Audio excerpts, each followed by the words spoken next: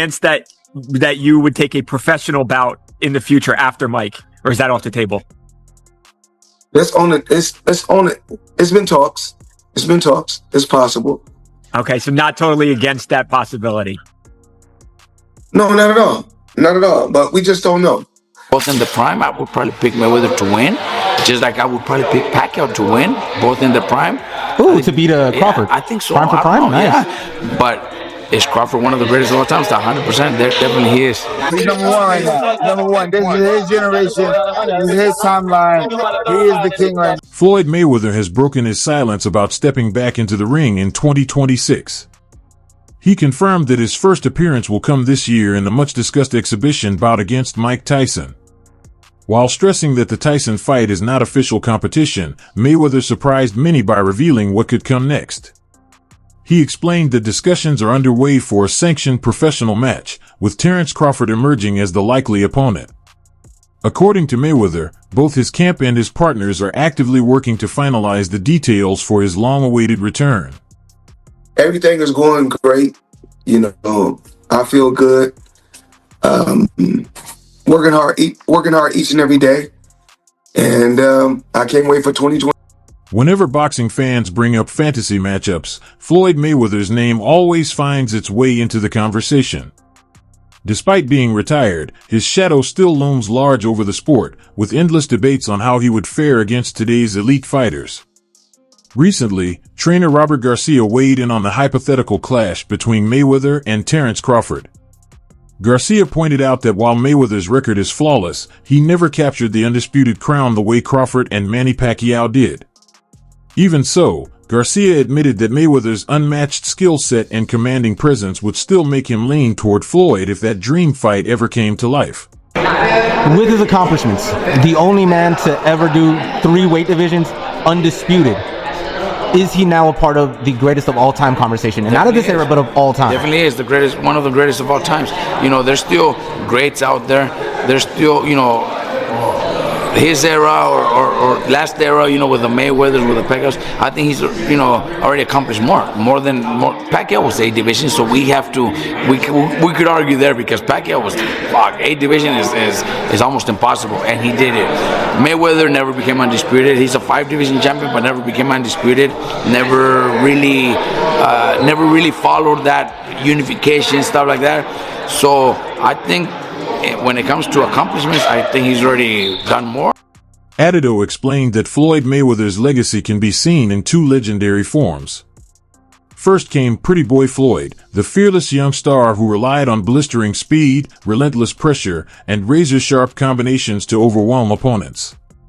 Later, he evolved into Money Mayweather, the defensive mastermind and business mogul who turned boxing into a global brand while dominating the pay-per-view market. Olau described Mayweather as a strategist who carefully shaped both his fighting style and his public image, giving each version its own unique identity. Pretty Boy earned fans through risk-taking and highlight reel knockouts, while Money Mayweather fascinated audiences with psychological tactics, technical brilliance, and the ability to transform fights into worldwide events. Together, these 2 eras built a legacy that redefined what it means to be both a champion in the ring and an architect of boxing's modern business model. I still pick Mayweather, both in the prime. I would probably pick Mayweather to win, just like I would probably pick Pacquiao to win, both in the prime. Ooh, to beat Crawford. Yeah, I think so. Prime for prime? Nice. Yeah. But is Crawford one of the greatest of all time? 100%. There definitely he is. With all that said, what can you ultimately say about what occurred and what we saw Saturday night? It was a great event, great turnout, 70,000 plus people. Gate was fucking insane from what I understand. Fucking that's good for boxing, man. Good for boxing, good for all the younger fighters. All these new things going on. I think it's going to be a positive thing for all the younger fighters. Former world champion Zab Judah, who once faced Floyd Mayweather himself, has no doubts about who rules boxing today. He declared Terence Crawford the standout fighter of this generation, explaining that every era has its star, and right now, Crawford is the one carrying that mantle.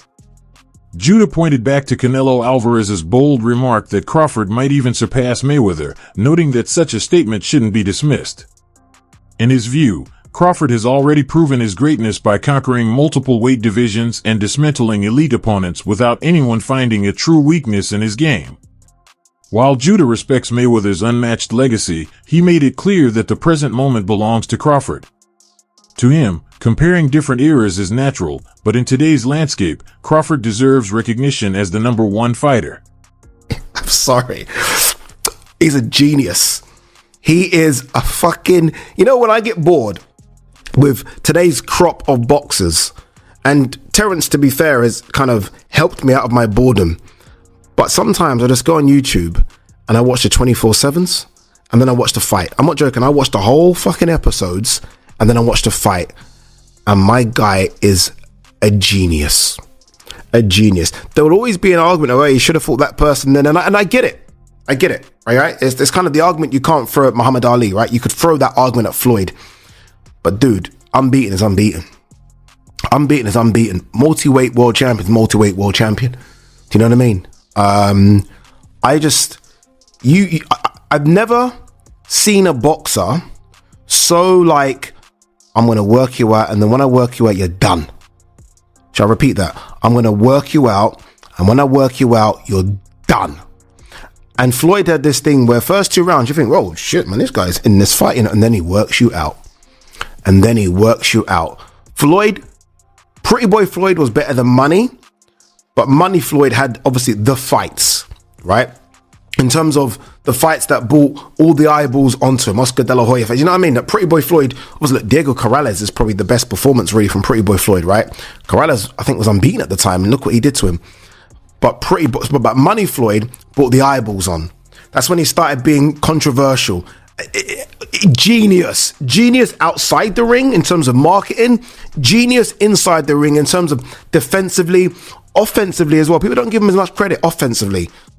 Trainer Breadman Edwards offered a very different perspective on the ongoing Mayweather-Crawford talk. He dismissed the idea altogether, saying the matchup feels unnecessary and takes away from what Terence Crawford is accomplishing right now. Edwards argued that Crawford deserves to enjoy his prime without constantly being measured against legends from the past. If Mayweather truly wanted a high-profile spectacle, Edwards suggested a clash with Roy Jones Jr. would make more sense, given the star power and fan intrigue it could generate. In his view, comparing Crawford to Floyd only distracts from the historic significance of Crawford's current run. Edwards emphasized that instead of chasing fantasy fights, the sport should allow Crawford to shine as the face of greatness in this era.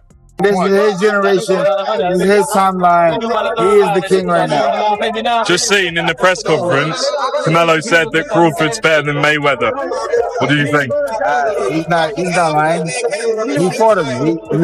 He should know. How can somebody tell somebody that fought both of these guys, he know.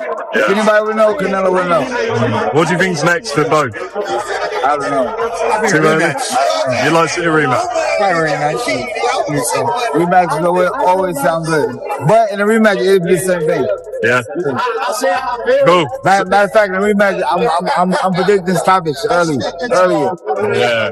I think so. Yeah. I think so. Sean Porter reacted strongly to the shocking announcement of Floyd Mayweather facing Mike Tyson, describing it as more of a street fight than a legitimate boxing match. He pointed out that genuine tension exists between the two icons, with years of resentment fueling what could easily turn into something personal rather than strategic. Because of that, Porter questioned whether any boxing commission would even approve the fight as an official contest. While he acknowledged the buzz such a spectacle could create, he warned that the risks of chaos outweigh the excitement, leaving him doubtful the matchup will ever materialize in a sanctioned ring. Other analysts echoed his concerns, criticizing the growing trend of exhibition bouts featuring legends like Mayweather, Tyson, and even Jake Paul, saying these events focus more on hype and star power than on real competition. Never going to get this fight, unfortunately. Just two different generations. And I'm not necessarily asking you who would win. But if Floyd and Crawford were to cross paths prime for prime, would you just put that as that's 50-50, man? I don't know. Or are you just like, I might still give the edge to Floyd? Man, I don't really want to compare them right now, Hans, if we seeing everything that's going on with Floyd and Roy.